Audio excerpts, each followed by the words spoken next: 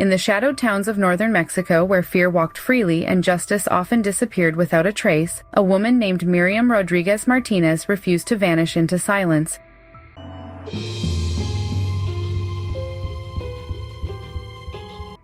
Her story began like so many others in San Fernando, Tamaulipas, with a knock on the door and a missing child. Her daughter Karen was taken in 2012 by a cartel, swallowed by the darkness that ruled the region. For years, the authorities offered little more than hollow promises. But Miriam wasn't the kind to wait. She transformed. She dyed her hair, she changed her walk, her voice, her identity.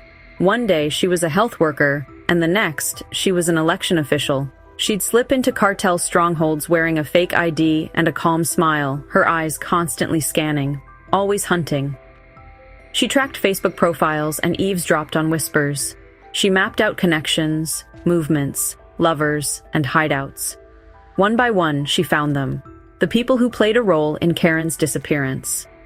10 of them were captured not by the state, but by a grieving mother who outwitted murderers. But in a place where secrets are currency and revenge never sleeps, her bravery drew attention. On May 10, 2017, Mother's Day in Mexico, Miriam was alone at her home. The sun had barely set when shadows moved outside. Gunshots cracked through the night. She was struck 12 times. Miriam Rodríguez Martinez died before reaching the hospital. But even now, in the town she once walked in disguise, her name lingers like a legend. Mothers whisper her story to each other about the woman who became a one-woman detective, who brought criminals to justice with nothing but her rage and her resolve. And somewhere in the quiet, where justice rarely dares to go, her ghost still watches. So Mexico is grappling with a profound crisis of forced disappearances. It's estimated that 120,000 individuals are currently missing.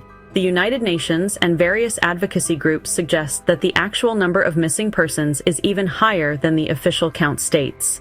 The majority of these disappearances are attributed to organized crime groups, notably drug cartels. This crisis has deeply affected families across the nation. Many have taken it upon themselves to search for their missing loved ones, frequently facing significant risks. There are mass graves all over Mexico. One site was just found in March 2025. It was near Tuchitlan and is believed to be an extermination camp that was operated by the Jalisco New Generation Cartel, one of the most brutal crime syndicates in Mexico. At first glance, the site looks like any other quiet stretch of countryside. There were no signs, no guards, just stillness. The site was found last September and secured by state authorities. What was found at the site was just reported in March. Warrior searchers of Jalisco received a tip. The activists found hidden underground ovens, burn pits, scattered bones, and over 200 pairs of shoes. Survivors spoke in fragments, like people waking from a nightmare they couldn't escape. They were lured there with promises of work, only to be forced into a life they never chose. Some were trained as killers, others never left.